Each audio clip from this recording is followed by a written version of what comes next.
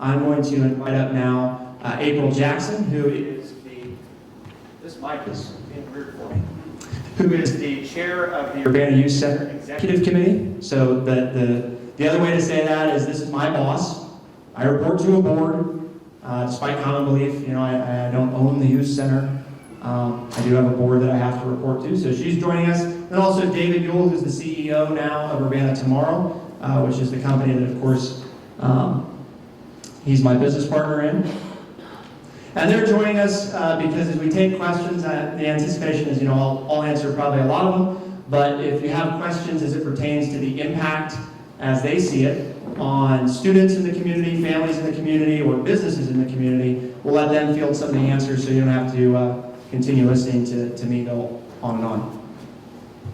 So with that, I believe Linda's back here. She has the microphone. If you just want to, we have lights. Oh, there they are. And if you just want to raise your hand, Linda is happy to bring the microphone around to you to let you ask the question. And we have some submitted questions as well from the website, so people were able to submit there if they had a question. I know the first one's the hardest, but it looks like we have somebody here. Are you aware of other businesses that have had these problems? Good question. So some of the things that you just can't cover in this is development downtown. You know, we've all seen there's a lot of progress, which is great. Love seeing the city getting better. That's what we should all want, especially private money helping the city get better. That's even better, right? Taxpayer dollars not having to go to it. So we all know the Lost project that's next to the Big Blue building that Jamin Selman worked on. You know, took a couple of years, a lot of money, a lot of effort, a lot of hard work. Brett Spriggs, who's right across the street from the Big Blue building, his building is being worked on right now. There's a lot of photos of those renovations projects in process.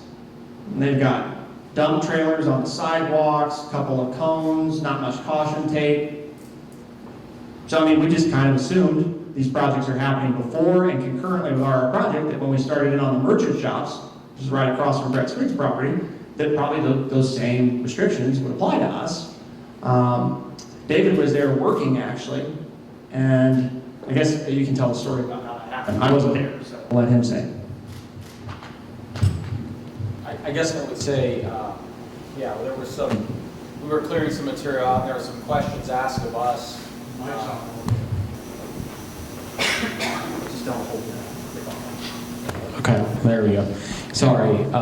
Yeah, we were clearing out the building, doing some demolition work, and it had pulled a truck and trailer off of the street. If you know how the street is there's not a lot of room to work and not block traffic. So we were on the sidewalk loading our trailer with debris, and you know, kind of things blocked off what we thought was adequately well. Police officer stopped by and said, he said, I need to ask you to move your truck and trailer off, you know, out. You can't be on the sidewalk. I said, well, okay. He said, I thought it was okay. I didn't really have a problem with it, but somebody called the police department and said, I need you to come down here and tell you to move your truck and trailer.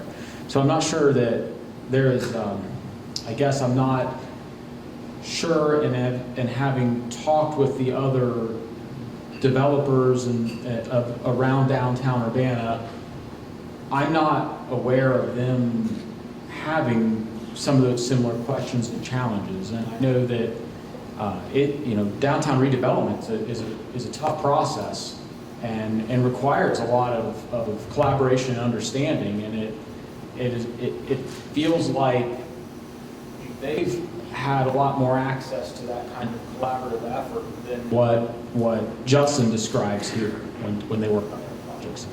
So I'm not aware of other businesses that have had the same specific challenges that Justin has had. Because that was the original question, right, about other businesses. I wouldn't begrudge, you know, by any means. I mean, we know these other developers. We're glad that they're making headway, right? It's not against the way they're doing things. It's just odd when we go to do something, we go to do it a similar way, and that merits a visit from a UPD officer. And I'm told that the police force is pretty thin, you know, that have a hard time, and fire department too. You know, they're busy, busy, busy. We have time to send somebody down to enforce zoning code? I don't know. I've not heard of other instances of that. So that doesn't mean there aren't any, but not that we're aware of. You may have answered, but I want to just kind of follow up on support you received. The letters of support, was it only the city that did not provide one? Did the other entities provide letters of support? So, good question. The Urbana City School District twice has given us letters of support. So we had one from the school district already. The Mental Health Board, I think their ultimate position, and again, you have to ask them specifically because I don't want to speak on their behalf. They never sent us direct reasoning, is that they had already approved this project. So the idea that they need to reapprove something that they already approved is something they've never been asked to do. It's a very strange sort of request. The county had said at the meeting that we had, that their perspective was they're going to take their lead from, somebody else, basically. So like, if the city does it, or the mental health board does it, then we're ready. But we're not. Their perspective was they didn't feel, I guess, qualified to decide, which is odd because again, it's just it's a letter of support, right? So it's not, we don't need your money.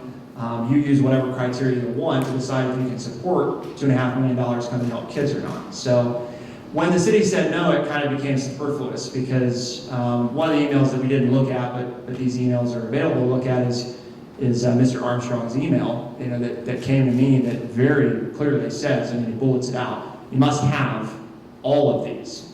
So failure to have any one of them is failure, So I suppose we could have kept doing it, but I don't know to what end. The city had said no, the city wouldn't give a reason, so there was no way past that particular roadblock. Similar question, but more so just for their, their face to be there. Was it only not the city that didn't come to the groundbreaking? Did the other entities come to the groundbreaking? Good question. So the mental health board had a conflict. They had expressed their interest in wanting to be there.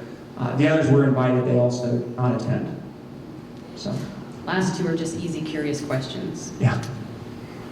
What was the historical relevance to the house on Gwynn that was demolished?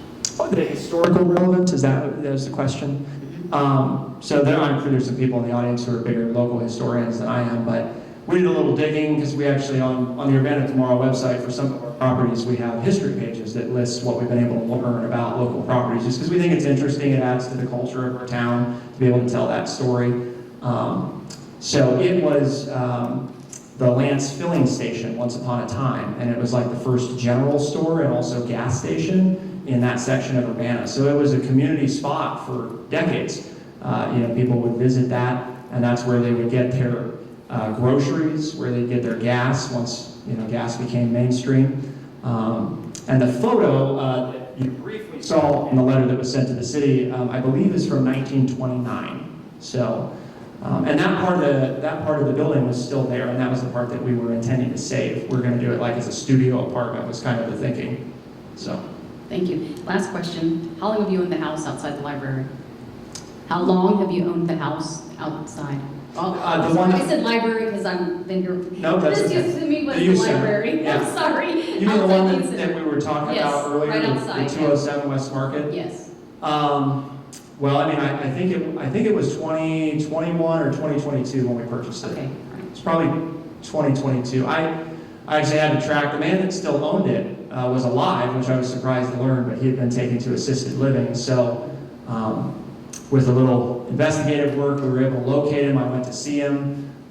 He said he read about the youth center in the newspaper, and was really excited. And he said, yeah, I'm sure my house is a dump, but I had a fall, they brought me here, and I never got to go home again, which, sad story. But he owed like $12,000 in back taxes. So I told him, I don't know that your house is worth very much, but I'm happy to pay off the back taxes if you want to let me get it so that we can, we're probably going to have to gut it and start over. But, and he was excited to make that happen. So. Thank you. Mm-hmm.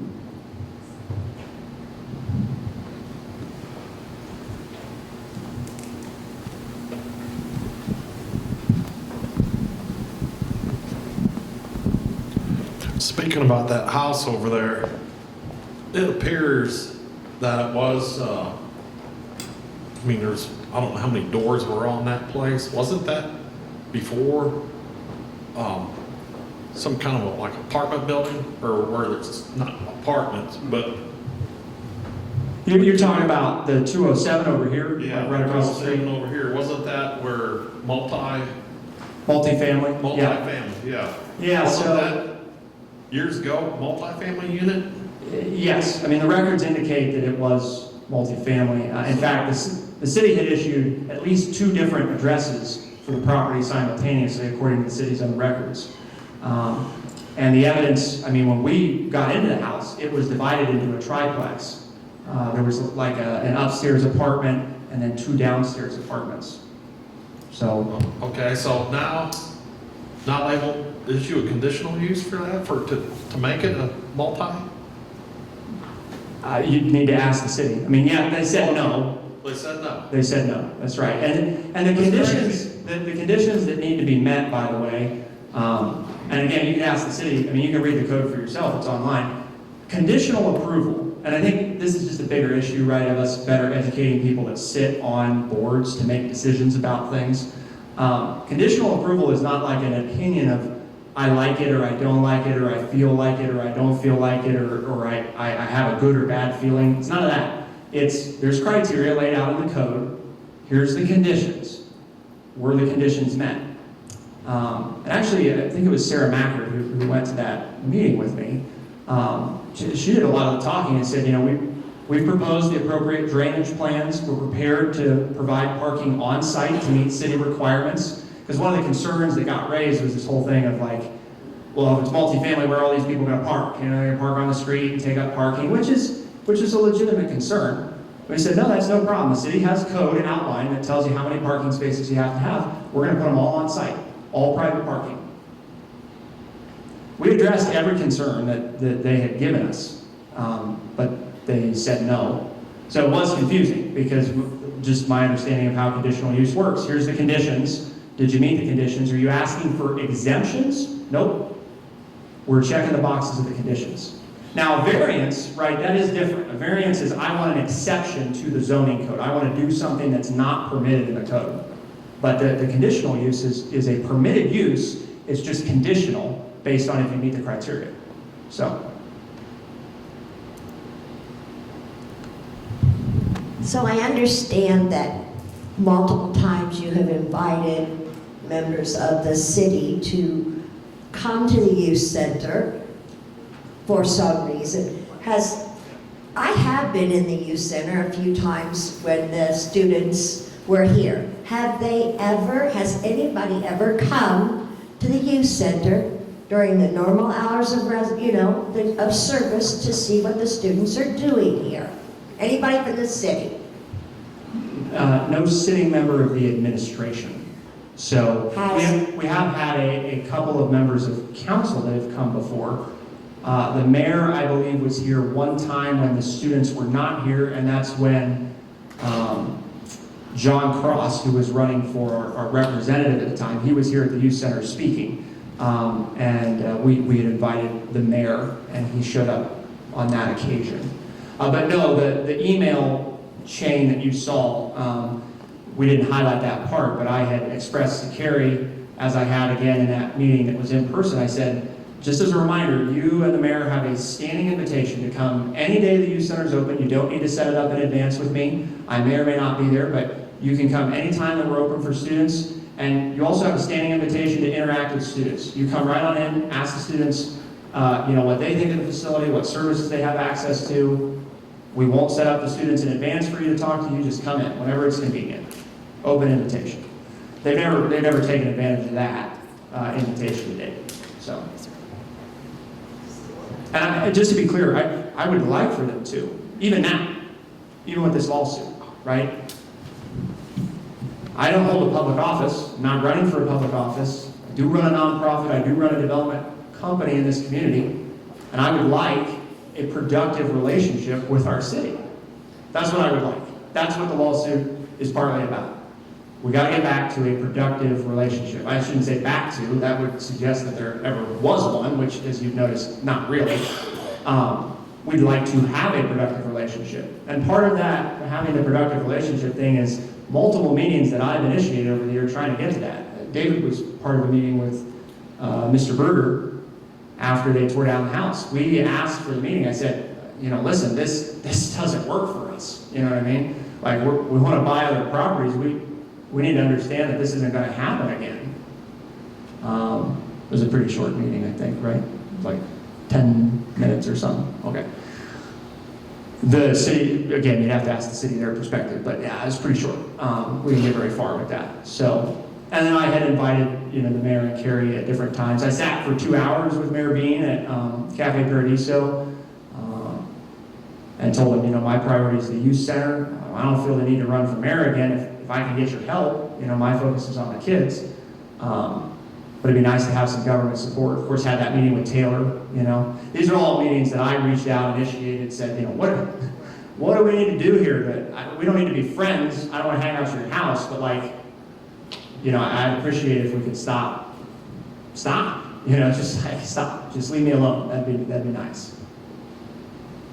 Back to the Market Street house over here, if I'm not mistaken, as you walk out of the youth center to the left, the house that borders the parking lot right there, is that not multi-use, multi-family? Yeah, so the greenhouse that's here next to the youth center is also owned by us, and it's a multifamily. Now, the city would tell you, and I think, again, I'm not going to speak for the city, I'm just going to tell you what I believe they would say. They would tell you that it's kind of weird, but the zoning district that the youth center and that house sit in is a different zoning district than the one catty-corner from us. So multifamily is a primary permitted use in the zoning district that we're sitting in. So the city doesn't actually have the authority to tell you you can't do it. You just have to, meet the necessary requirements. But it's same story as Gwen Street, or not Gwen Street, as the other house here on Market Street, which is 3 houses down from it or something. I'm talking about the one across the street, though, on the same side of the street. Yes. Right here by the parking lot, by the post office. Yeah, there's other multifamily. I mean, there's lots of other multifamily in that zoning district, that either historically have been multifamily and continue to be, or were approved by the city. I mean, that district, anybody can pull up the zoning map, by the way, of the City of Urbana, so I'm not telling you anything here that's privileged. You can go to the website, you can pull it up, and you'd see, the whole zoning district. You can pick out, I don't know, probably 10, 20 different multifamily, living areas in that. And the last I knew, when we have a bit of a housing crisis, I know some of the landlords we talk to, are seeing a lot of demand for residential. So it was our thinking that getting more housing available to the city was, probably a good thing to do, and a good business decision,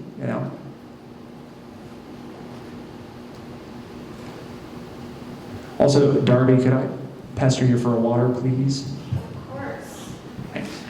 I'd like to compliment your patience. It sounds like you've been very patient for a number of years. What is your ultimate successful idea of the goal of the end of a lawsuit? What would that look like for you? Excellent question. I think answering that speaks to 2 things that should be addressed, which is, I've talked about children and businesses, but I'd like to let these 2 tell you the impact on children and businesses, because I think it speaks to what do we see as the solution, right? Okay, we've been wronged. Some of these things can't be undone. You can't rebuild my house. Well, I suppose you could, but it's not going to be the same historic home, right? Like, it's gone. The money that we lost for the expansion, even if we got it back today, you couldn't build the expansion now for that. I mean, that was years ago that money was approved. Budget changed, contractors gone. You're talking about 30% increase probably, a minimum. So we're going to let them answer about impact on students, impact on business, and then we'll tell you kind of what our hope is, I guess.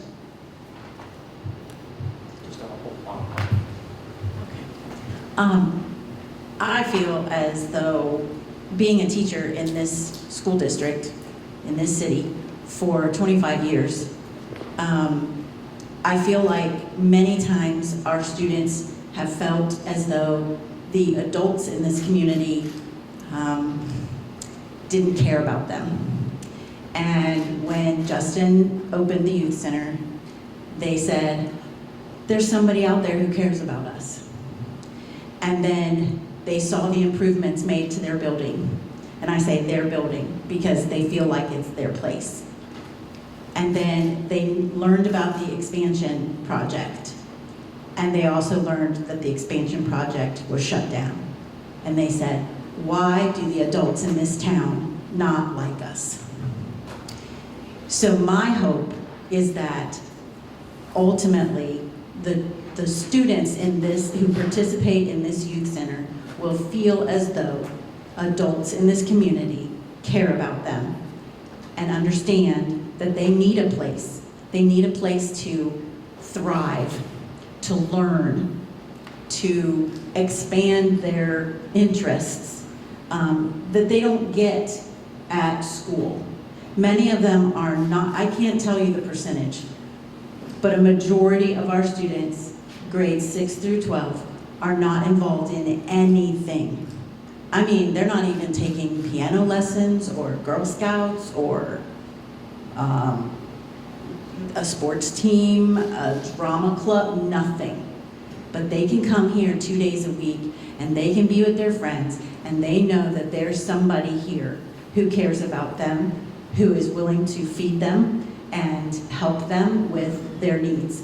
And as the chairperson of the executive committee, I want to see that continue. And I think it should continue with the support of the city and our school district, because we truly do have a need.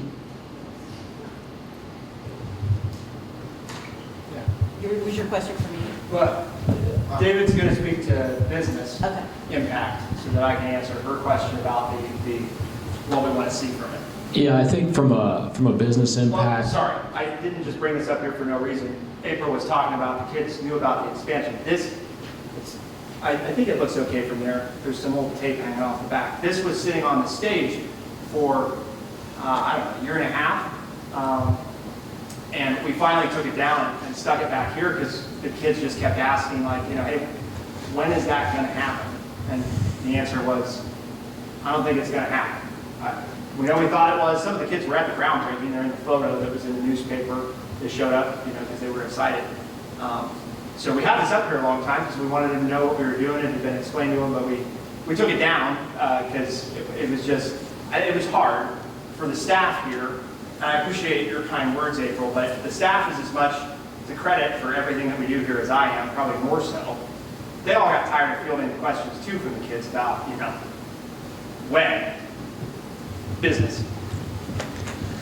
Yeah, so from a business perspective, the revitalization of a town like Urbana is a tremendous effort and requires a great group, a committed group of citizens and entrepreneurs, and you always want to hope that your local government is going to be substantially committed and a willing participant at the table in that dialogue and experience. But certainly at a minimum, they have to be supportive and consistent across that group of entrepreneurs and community members. I mean, we need more people, we need more energy, and so if you have to create that culture where everybody is going to be able to play and be treated fairly and be able to participate and be able to contribute to that betterment.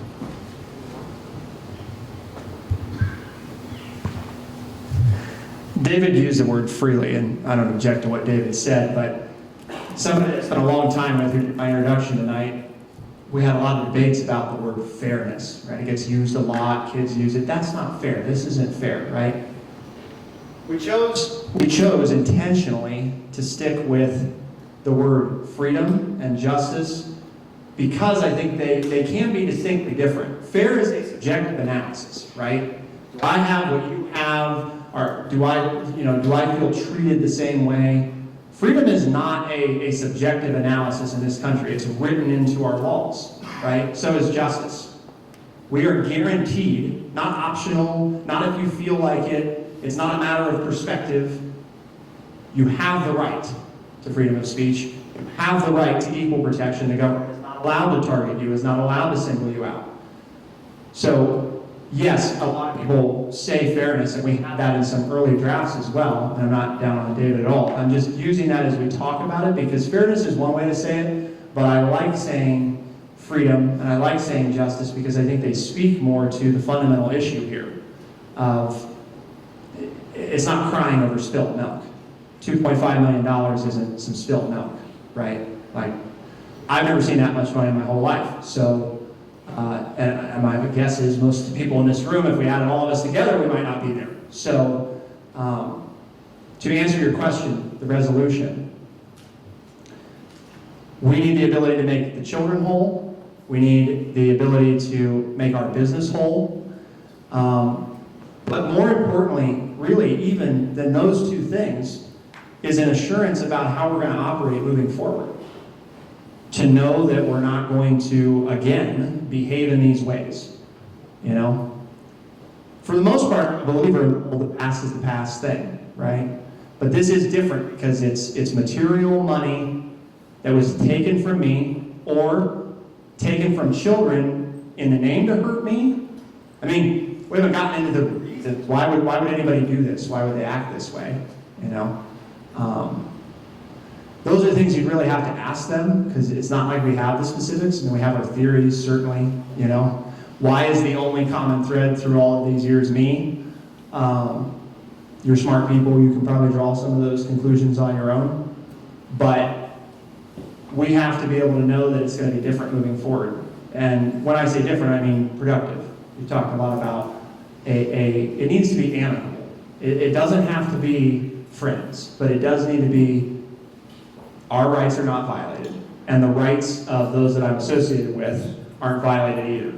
The straws that broke the camel's back were the court case, $20,000 to appeal something that I knew, right, in my heart, in my soul, if you're somebody that believes in a soul, and I am, that you didn't do this. I mean, it's the craziest thing. You never think that you're going to have to go through that. Defend yourself, because we're taught growing up, you do the right thing, and you'll be okay. And if you get in trouble, it's innocent until proven guilty, and it's never once felt that way to me. Not once. So there's that. But really the biggest thing was the youth center thing. The money, the kids, you know. It's one thing to hurt me, it's a whole other thing to go after kids. Whole other thing. I guess I don't really have a question, or maybe I kind of do, but I also just wanted to say that for all the people like in the room, like I'm not affiliate, like not really affiliated, but I just wanted to share something. So my son comes here to the youth center, right, and adores this place. So the last bullet point, or one of the last bullet points that Justin didn't really like go deep into, where everything was seized and everything was taken by the police department, they also questioned my son at school. So they took him into like the resource officers and questioned him for whatever they were trying to get Justin into, trouble into. It obviously was dropped. But the fact is, like, they're not just going after Justin, they're using the kids to try to go against Justin. Also, I'm also the tenant below that owns a store here in town that had to testify for Justin because they lied about in that court case. So my husband and I testified the truth, and then he was still found guilty. The thing that is so disheartening for me is that I'm not from Urbana, but I have fallen in love with Urbana, and we have a business here, I work here, and it's so disheartening to see all of the things that they're just trying to destroy. I'm also in a leadership class, and we learned on Education Day that there's so much poverty, like, and parents are addicted to drugs, or parents are not there for the kids. And I know that, like, my son loves to come here, you know, and he thrives and he enjoys it. So I just, not that I hate these city officials, you know, I've worked with them on different things myself. So it's like, I feel like I personally am in the middle, but my son comes first too, you know, the businesses come first. So I guess who, you know, you want to tell the principal, or you want to tell, like, who's the next person up that maybe we collectively or people can write a letter to, go to, like, who's above this representative that we can get involved to make somebody write these letters. like, and just be done with it. Like, it's just very frustrating and disheartening.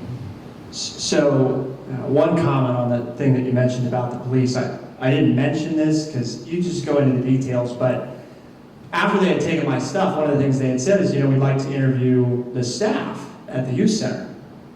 Sure. I think interviewing the staff at the youth center will only, move this along expeditiously. So he said, we'll set up a time so that you can come to the youth center, meet with them, and that they can have, a legal representative present. So the police show up, detective and one officer, and our attorney is there and says, if it's all right with you, I've asked Justin not to be here because I want to make sure that, you're getting honest answers. So the staff's here, we'll bring them in one at a time so they're not all together, and you can ask your questions. And the officers said, they were here for all, 2 or 3 minutes according to our attorney. The officer said, oh, well, yeah, if legal counsel is going to be present, we don't have any questions to ask. But if they want to come down to the station on their own sometime, we'll talk to them. It's not part of the court case. Or we'll talk to kids in school. Or we'll try to single out youth center kids without guardian consent in school and talk to them to see what we can learn. I have no problem answering the police's question. I did it for over an hour and a half that day. And I also willingly, by the way, went and got my tablet and laptop. They were not here at the youth center, and the warrant did not give them the right to go get them. It only gave them the right to get anything that was here. The only thing I had on me was my phone, and I told them, wow, I object to handing these things over to you, and I question the circumstances of this search warrant. You having my devices will only, again, further prove, that everything that is supposedly taking place here is not true. So I'll drive to my house, you can follow me, and I'll hand you my tablet and laptop from there. Even though there was nothing in the law that said that was necessary, nothing at all. So yeah, we definitely, we took issue, obviously. You and I spoke briefly, about that encounter. That's concerning, shouldn't be talking to kids without a guardian. That no. And that's not because, the police spent time here. Some of them come in and have pizza with the kids, okay? So it's not like it's a contentious relationship. Chief Lingrel came to the front lawn of the youth center shortly after we opened, and we took a picture together, and I gave him a tour of the place. He was actually one of the first people from the city that was willing to come tour, okay? So I have a problem with the way they've done some things, but I'm not necessarily upset with the individual officers. I think it speaks to a higher level of what's going on. So what can you do? Who can we, governor, senators, who can force them to write a letter? And to say, you're being ridiculous and childish, let's move on with it. The only real way, in this state, I'm not a lawyer, so you could ask other lawyers and maybe they have a different answer. The only real way to make a home rule city, the city of Urbana, do what you want is for the court to tell them to do it. Because the governor, he could tell them, but they don't have to do it. You know what I mean? A state representative could tell them. They don't have to do it. A U.S. senator could tell them. And the president could come here. And that, would they probably do it? Yeah, they probably would. But technically, there's nothing that makes them do that. The only authority above them that can make them right these wrongs is the court system, which is obviously where we're at right now, which is a disheartening thing for people to tell, because the other thing is, most people don't have the means to do this. Again, in the interest of transparency, we're over $100,000 into this court case. Not a dime of that has come from donor dollars or the youth center. The youth center is not a plaintiff in the case because we want to preserve every dollar for the children of the youth center. But my money, our business's money, that's where it's coming from. And there's a limit, you know what I mean? The defense knows this, okay? This is common defense strategy. The defense isn't being evil. The lawyer's job for the defense is to win. That's what their job is. Not find truth, not do what's right. That's not their job. Their job is to do the best job possible for their client. And they know that the best defense strategy when going up against individuals or businesses like us is to run them out of money. Full stop. That's the best thing. Doesn't matter if you did something right. Doesn't matter if you did something wrong. We don't care. We're not at that stage. We haven't entered discovery, the subpoena phase, where these people would have to answer questions. They'd have to turn over emails. They'd have to turn over documents. We're not at that stage. 100,000 in, we're not at that stage. So the reason things like this haven't been corrected before is the means to do it. And there's a limit to our means. And, you know, our attorney would probably say I shouldn't say that because it tells the defense that we might be close to running out of money, but like, there's a reality to that, you know what I mean? We have stretched and scraped and clawed and done everything we can to figure out how to keep paying for it. But at some point, we run out of the ability to do it. So we're also making it possible by doing this to just be open and honest with people, tell them where we're at, tell them we'd like to keep fighting the fight, but there's a limit, you know? And if you feel strongly about it, you're certainly welcome to help support it. There's nothing that prevents you from, you know, going to the website and giving money to support the fight so that we can do what I think we should do, which is get to a subpoena stage and turn it all over. Show us the reasons that you wouldn't answer, you know? You're public officials, I think we deserve to know, you know? You won't give us a reason. So the answer to your question is the best thing you can do is, you know, tell people about the case, tell them to go to the website. If you have the means, you know, to support it, support it. Those are really the best things you can do. Because as much as I'd like to believe that, you know, writing letters to those people is going to make a difference, some of these folks, some of these defendants on the other side are pretty ingrained in the party structure that's right now mostly in control of our state government. We should all be above politics. I'm sure some of our politicians are. I'm sure most of them are not. And they're not going to be super motivated, no matter how many letters we write, to do something to try to force other members to behave differently. Especially when they're going to take more weight on their side of things than they are on mine. You know what I mean? Just being practical here. I'm not saying you shouldn't write letters, and I think it's great if you want to, but I think we have to be realistic about how much of a difference that really makes, you know? I mean, just as a third party, if I'm sitting there and I'm the governor and I get this letter, you know, from somebody I've never heard of who says, you know, there's this person who claims that these Republicans in the, you know, city government did all these terrible things, and this Republican who worked for the state and who now works for a U.S. senator has done these terrible things. I mean, I can be like, huh? What, like, who is this person? You know, like. Beyond Republican or Democrat, like I'm a Republican, but like that does not say what all Republicans do. And it shouldn't be. Right. I think, for what it's worth, Yeah. I think it would be the same thing if the tables were turned. Okay, I'm not singling. The Republicans just happen to be in charge of the state at the moment. That's just how it is. But if the Democrats were in charge, I'm not necessarily saying it'd be vastly different either, because it's the same thing. These are people I know. It's hard to believe that they would do something like this. You know, that's what I guess I'm getting at. Is it's their perspective of there's a limit to how much weight we carry. We should carry weight, and it should. My perspective after the election was it should be beyond politics at this point, right? It's not a political issue anymore. So, yeah. Is it all? Yep. You've been waiting for a bit, so. Yeah.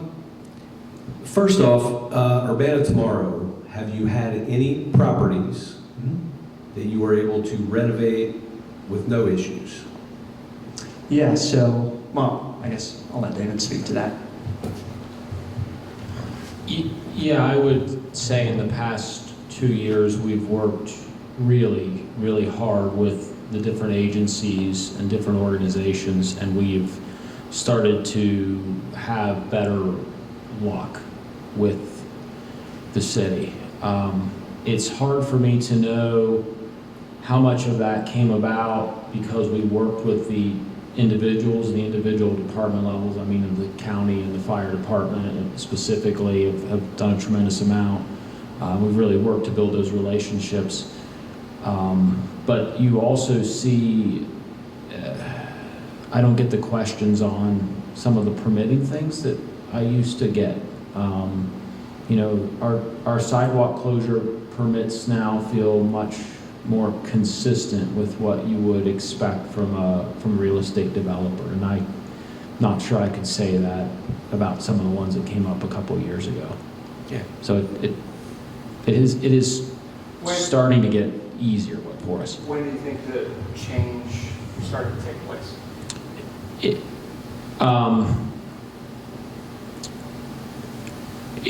I'm not sure I could say a specific date, but probably. Well, no, I would not so much that. What I wanted to make sure I didn't necessarily say was that I would feel like it was specifically connected with the lawsuit, but it is definitely an easier thing today than it was 2 years ago. So if you take Justin's name off of it, maybe it's a little bit easier. Oh, yeah, I mean, we definitely could say that. Well, I'm just saying, like, if his name's not up front, then maybe the city doesn't fight as hard. Yeah, I guess I really don't want to say that. You know, I mean, if that's the conclusion you want to draw out of it, then I'm not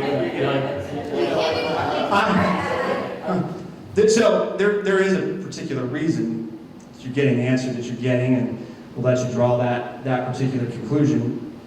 I think we've tried, you know what I mean, we're a business, we don't want to go away, we want to keep making money. If my name's the problem, then like, we're going to try to figure out ways around that. So today, what I can tell you is I do way less direct interaction with any of those departments than I used to do. I do almost no direct communication with the city, with the county, with the fire department. I'm not the one doing it in the business. A lot of reasons that changed, but to David's point, you know, it definitely seems like it's improved. We have to be careful, you know what I mean, about drawing direct correlations of things. So, and we also don't want it to unimprove again. So, we'd like to not be completely stopped, you know what I mean, from doing things. So, Well, and that was the reason for my question, because I've renovated many things, and I own quite a bit of real estate currently. But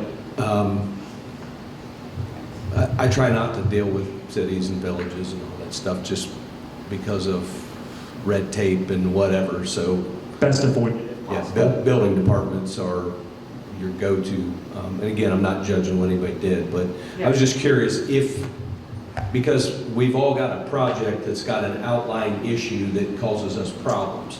Yours appears to be deeper than that based on what you've said.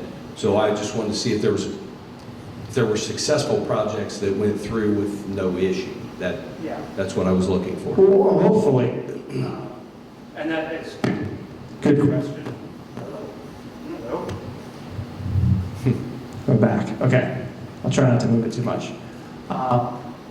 We've definitely, I think there's a number of properties that we point to, you know what I mean? We feel like they're good case studies of what we as a company can do. I mean, certainly 40 Monument, you know, downtown would be one. It was, 20-30% occupied when we acquired it.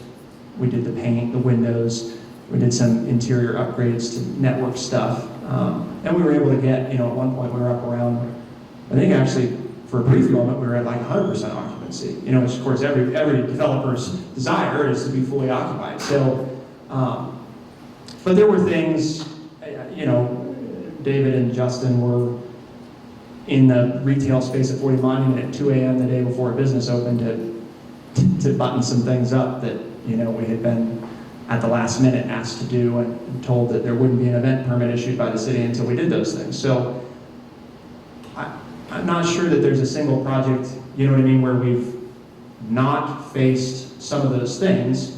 Not that developers don't expect to face some of those things. Well, meaning the discriminatory piece is what I'm getting. Correct. So, nobody's ever going to do a project that's just going to be butterflies, flower petals or whatever. And we don't expect any. We don't expect. Right. I mean, where you didn't feel there was a discriminatory. Right. Yes. The other question I've got is the funding. So did the funding change after the charge? After you were charged? Is that when the funding changed? So, I know we went by it kind of quick in the PowerPoint. I go back to I take a while. couldn't catch the time. Yeah, it was 4 days after the charge was issued is when we were notified that the funding was on hold. So, again, there's different ways people could draw that, certainly, but I think it's important to know the timeline, because again, I'm saying that I think we ought to have the right to dig deeper into that and figure out if they're connected. people looking at the timeline might say, well, yeah, that looks like that could be connected, you know? Well, again, the point being that, you know, you get charged today and you have a funding issue 4 days later, is that nobody wants to be associated with a problem. Right. And so you're going after a lot of different directions here that may be related to a particular instance, you know. So anyway, and then I have one other request. Where would I find a financial for here? Yeah, so the financials for the youth center, and again, I briefly touched on this, I know we went over a lot, but if you go to the youth center's website, which is urbanayouthcenter.org, we publish a financial statement on there that's a summary. If you'd like a legal filing to support that, the IRS website lets you get copies of any public charities 990, which is our annual return. I usually recommend checking out the one on the website because I think you actually get a little more detail than you do in a 990. There's a lot of things you fill out in the 990, but a lot of it's not very plain English, so it can be kind of hard to decipher. So it's on there right now? Yes, yeah, it's on there right now. We actually, I believe it was 2022 or 2023, around that time, one of the feedback items we got from folks was that, you know, they were interested in understanding, because we were asking for money from the community, you know, they were interested in better understanding the financials. So around that time is when we put it on the website. And then we also put the policy and procedure handbook on there as well, because same thing, you know, some people asking questions about like, okay, well, what do the staff have to, how are they trained, right? Or how are volunteers trained? So we put all that on the website so that people could, you know, consume it if they're interested. So yeah, it's there. It's been there probably 2-ish years, I would say. So, yeah. Yeah. I know from the campaign, full disclosure, I helped with your campaign a bit, that there were things said and that might have something to do with it, or it might be personal issues or cultural wars issues. But for my own edification, the bottom line of this is it doesn't matter what they think about you. Right. That the basis of this is that our city government represents all of us equally, and that their personal opinions have no merit and no weight. Is that true?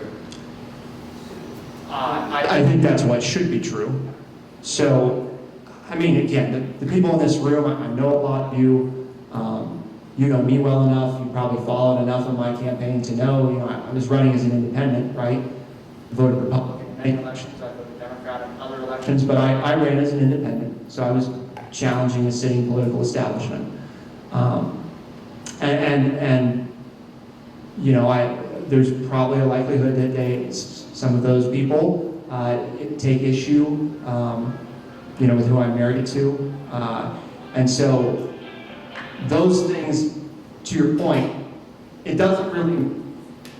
It matters because it matters to me personally, right? But like, it doesn't matter from a legal standpoint what your reasons are, unless they're inside the law, unless they are specifically outlined as reasons you can say no. You know, if you can't point to those things, you can't use your personal, well, because I feel like it. Like that's a government official, right? I mean, if Mr. Winter and I, you know, like we're going to do a business deal, and he's like, you know, I don't like that you dyed your hair orange, right? I'm not going to do this deal. He can do that. Like that's, you know, and I'm not going to tell him he can't do that because that's private citizen to private citizen, right? And we're allowed to have our beliefs, our opinions, and if he doesn't like my orange hair, that's fine, you know? The government can't do that, though. They can't say, I am not going to, oh, I'm going to come tear down your house because I don't like your orange hair. You know, like, yeah, you can't do that, you know? If everybody else's house in similar conditions is left alone, you can't choose to do it to mine, you know? So yeah, the reasons really aren't, the motivations really don't matter unless they're legally justifiable reasons. Any reason that's not legally justifiable would be unacceptable. whether it's that I have orange hair, whether I'm married to a man, whether I ran against them, whatever, you know. Because they don't like the suit I have on, like, you know what I mean? It doesn't, it minimizes those things, and I don't want to do that because I think those are fundamental core things, like we shouldn't be targeted for our politics, we shouldn't be targeted for who we love. I believe those things, but that's not really what the 14th Amendment is about, right? The 14th Amendment is about, it doesn't matter what you do in your private life, as long as it's legal, and municipal government cannot single you out. Or any government, state, federal, nobody. Nobody has that authority in our system. So,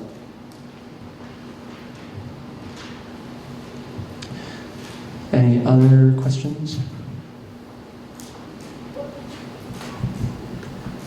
This is not a question, but we have covered everything a lot tonight, and I think we failed to do the ultimate and pray. And so I would like to begin to pray, and if anybody else wants to pray about this, but I'm going to start praying, and it's not going to be long, but I think it's going to be to the point. Do you mind if I do that? I have no objection to that, no. Okay. Appreciate that, Mary. Huh? I said I appreciate that, Mary. Thank Okay. you. Heavenly Father, you've been right here, Jesus and Holy Spirit, and you've heard every word that has been spoken. And Father, we know that you're a loving God, you're a just God, and you're, what do we say, just and freedom, and you're God of freedom. And I want to thank you for that. And Father, because you've heard every word, we're asking you,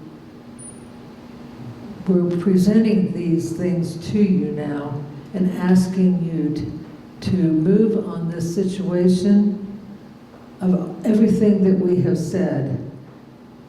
You know how to do it. We ask you to do it. We ask you, Father, that you be with Justin and all that is happening here, and that we call upon you as our just God and our God of freedom.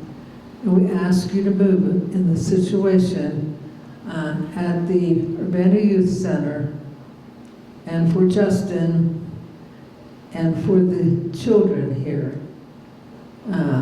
Father, I'm just a volunteer, but my heart is for this youth center.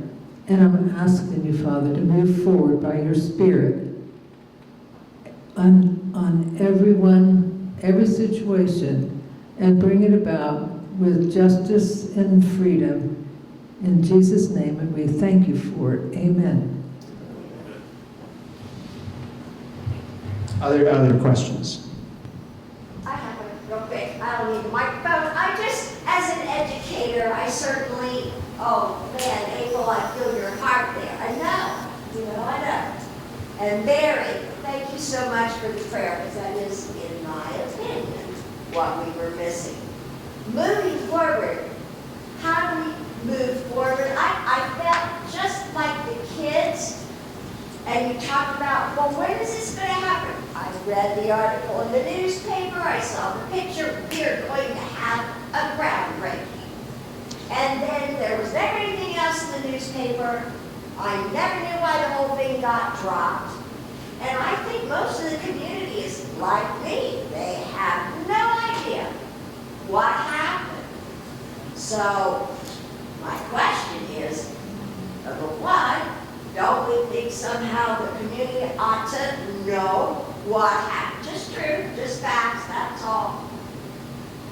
How do we move forward and make that happen? Because I don't see how we're going to gain the support that we need and you need for the youth center if the community doesn't know the truth. So how do we move forward? Well, one thing, like, again, you're all smart people. We came to this event, you knew it was going to be our perspective. Yes. I mean, we talk about a lot of things that aren't our perspective. They're just things that happen. And as we've discussed some, the connection between them is a matter of some opinion, and it's also part of the burden for us to prove in this case, sensitive to those things. But I equally encourage everybody in here to check with the other side, you know what I mean, and ask them their perspective on these things. I'm a big believer, and Lance and I did this for 12 years, we're all perspectives are welcome, and until you've heard the other perspective, I would ask you not to form a judgment either. I think you should ask the other perspective and then make up your mind, because you've seen things the way that we presented them in the case, and that sure as heck ought to make a compelling argument to our side, right? I mean, because otherwise we don't have a lawyer that's worth paying if they can't, put things together in a way that look convincing. So I think it's the truth. I know, what's our truth, right? But I think that one of the things that everybody should do is seek the other side's input. You've heard this perspective now. You probably have some specific questions to ask. Ask them and see what they have to say. But the public doesn't know, the community doesn't know, and so, is it the media or, how do we just inform the public about what has happened? Because they don't know what has happened. Well, so we've put up the website, so I would encourage, one thing is word of mouth, right? We live in a community where that can be pretty effective, so you all talking to people, hearing what they maybe have heard, sharing what you've heard, correcting things if you think you've heard the wrong thing, and obviously directing them to the website. You've heard our version of events, you can also read our legal filing. It's on the website. You can also read the other side's answer to our filing, which I can summarize it for you, and you're welcome to go read it. The answer is we deny all allegations and we have nothing else to say. Well, that's 4 of the defendant's arguments. One defendant's argument is dismissed. So I'm not commenting on whether or not I did anything, I'm just saying that I'm immune from prosecution, so it doesn't matter. So, you guys can go read that though for yourself. That's not supposition, that's just what's in their filings. But yeah, I'd read the filings, see if they line up with what I told you tonight. And I'd encourage other people to do it and look at the website, which tries to do a summary of that. We've asked, that a neutral party provide a perspective on the case. Hopefully somebody in the media. We're not asking them to write a story that favors us. We say, hear our side. Ask any questions of us you want. We'll do our best to answer them. Ask any questions of the other side you want, and then just write everything that was basically said and let people read it and decide what they think. It is a little different too, because you're talking about people that hold public office. It'd be very different if this was a private citizen-to-citizen dispute. We're talking about they're paid by our tax dollars, they're elected by us. They have certain responsibilities to answer questions from us that a private citizen doesn't have to answer. So, or they should. They should answer, I guess. They might not, but so. Yeah. I have a comment. I've been with the youth center since it opened. And when it first opened, we thought, oh great, this is a great place to hang out for kids. They got PlayStation, puzzles, games. We do projects and all that. We were excited. But what we didn't know what was going to happen. And this is what most people don't know, what happens behind the scenes. We get a call from a student. Haven't seen my parents in a week. I've been home alone. I don't know where my siblings are. I don't know what to do. Justin knew the connections. He started making phone calls. He was able to find out a relative that this student could stay with. What ended up happening is the parents were on the run from the law, and they left him there. This is the kind of thing that happens at the youth center that nobody knows about because this is extremely confidential, and we protect the privacy of these students. We had there's several situations, but I'll share this one other one. This is more than just a hangout space. Justin got an email late one night. I don't want to live anymore. There's no point. He calls me late at night. You gotta meet me up here. This is what's happening. So he calls the school, because at that time, we just opened. We didn't have all their personal information to know where they lived. Called the school principal. He gave us the contact information. We called social services. They said, call the police. The police came to the home and to check on the student. The student went for a stay for a weekend. The student didn't come back. The parent was very angry. The student was angry at Justin. And a few months later, the student came in and said, I was so mad at you. And I just was so mad. Why did you do that? He said, I would rather you be angry at me and alive than not and be dead. And I will do it again. This is what's happening inside these walls. You know, they do come out and hang out. But as they hang out, they de-stress, they open up, they talk, and we have the resources. We have connections to resources. We have social services on board, mental health on board. We have job and family services on board. We don't know all the answers. What I realize in the 4th year of working here is we're catching the ones that are falling through the cracks. There's 5 students that got their GED from here. For some reason, they fell through the cracks at school. We're not blaming anybody. We're saying, what can we do for these students? Please get angry about this in a good way. Get upset and say, look, this youth center needs to be here. We need these students to have a place to come. Because the more they hang out, the more they open up, the more we can help them. Thank you.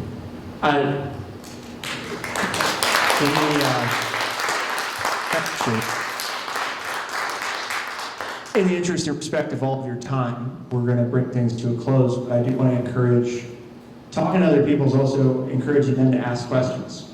We're available to answer them. Our legal counsel will probably frown as I say that. You don't want to answer questions. You don't want to do that.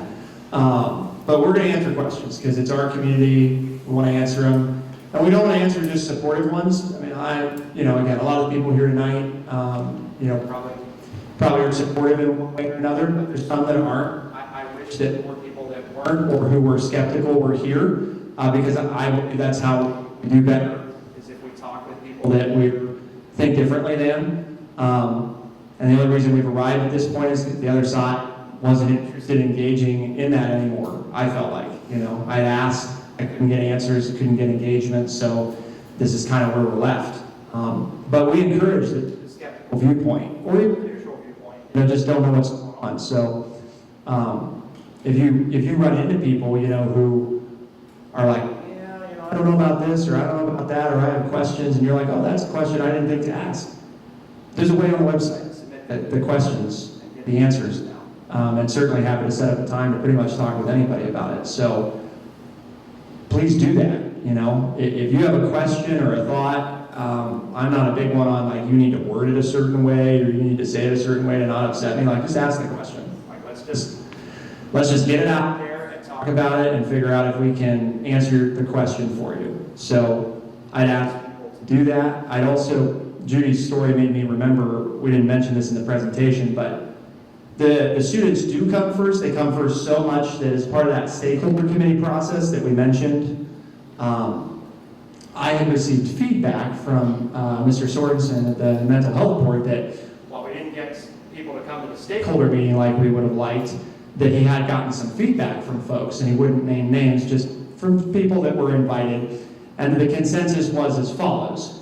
The youth center needs to split off from GrantWorks and become its own 501c3 nonprofit, and therefore also needs a new board of directors, preferably made up of city, county, school board, mental health board, and also needs a new executive director. So I sent an email to the mayor, the director of administration, the county officials, job and family services, mental health board, everybody that was on our stakeholder list. There were like, 35 emails or something, okay? And I told them all directly, I said, listen, I have told the GrantWorks board of directors, and I'm telling you now, my resignation is on the table. You come, form that group, start the new nonprofit, you put your people on the board, and you come up with a transition plan for me to lead and somebody else to run this place. You have my willing participation in that. I am ready whenever you want to do it. Because if I am the reason that this is being held up, I will get out of the way. I don't think that I should have to, but I will, because the students come first. We held the first supposed committee meeting of the new board. The only people that showed up were me and Adam. But that was after that email was sent, and after we told everybody, hey, come to the meeting, you guys form the new organization, Grantworks will cleave off the youth center, hand it over to you, you guys run it, hire somebody new. And I don't know, it's kind of one of those moments, it's like somebody bluffs and you call them on it and then they don't know what to do, you know? So I wasn't planning to be the executive director this long. It's been a great honor and reward to do that. But it's hard to find people that want to do this job for the money that it pays, that's for sure. So, yeah, Levi, last thing. Yeah, I want to make this quick and concise, but you have heard from all perspectives except for a youth center student's perspective, one that graduated Urbana High School with the support of the Urbana Youth Center. And let me tell you, from a 19-year-old's perspective, I'll try not to get in tears here, that it is life-changing. Because when I was 14, the Urbana Youth Center first opened up. I was here the day it opened up. And my life before that, I was starting to go down the path, the symptoms of depression and hanging out with the wrong group of people, trying things I shouldn't have tried. And the youth center brought me up and matured me. And they landed me my first job. They landed me education that I never got in high school. They empowered me to be a whole different person. So, now, my role today,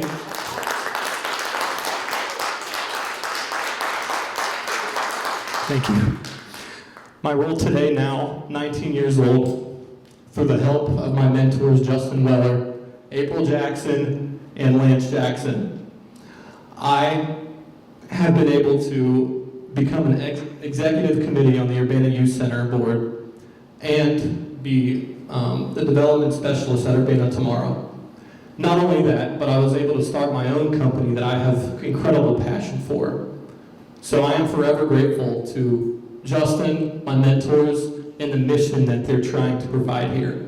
And if people can't see that, hear it from a 19-year-old. So, thank you.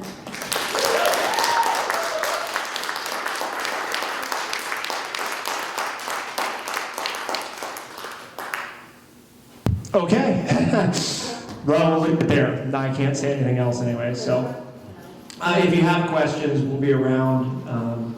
I have a couple people I have to talk to, but if you want to stay, you have something you want to ask one-on-one, I'm happy to be available. And if not, Darby or Linda would be happy to get your questions, and I'll be sure to reach back out to you with an answer. So thanks for being here. We appreciate it. And encourage people to go to freedomforurbana.com and read the legal filings, please.